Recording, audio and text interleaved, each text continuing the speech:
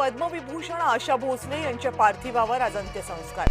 Shivaji park स्मशानभूमीमध्ये आशाताईंना दिला जाणार अखेरचा निरोप। शासकीय इतमामात होणार अंत्यसंस्कार।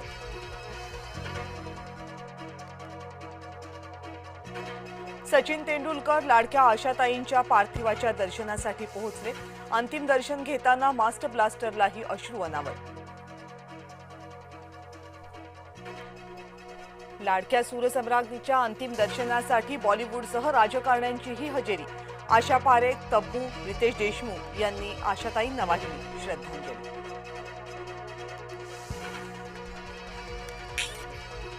भोंदू अशोक खरातला 7 दिवसांची न्यायालयीन कोठडी। खरातला 3ऱ्या गुन्ह्यामध्ये मिळाली आहे न्यायालयीन कोठडी।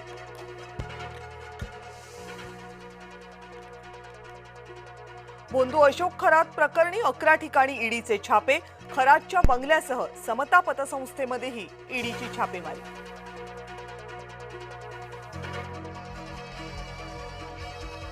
रुपाली चाकणकरांच्या बहिणीची शिर्डी पोलिसांकडून चौकशी।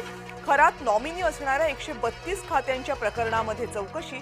समता पतसंस्थेमध्ये प्रतिभा चाकणकर आणि कुटुंबियांच्या नावे 4 खाती।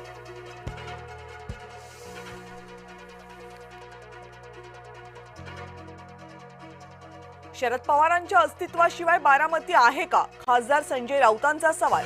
सुनेत्रा पवार त्यांची मुलं शरद पवारांमुळेच राजकारणात, राऊतांचं वक्तव्य।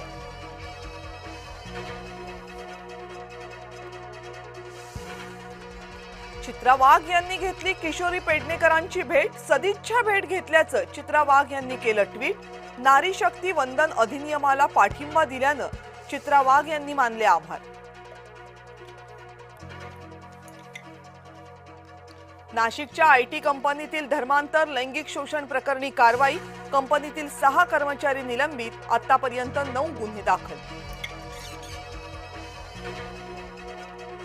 मीरा भाईंदरच्या आरटीओ अधिकाऱ्यांना बिश्नोई गँगची धमकी।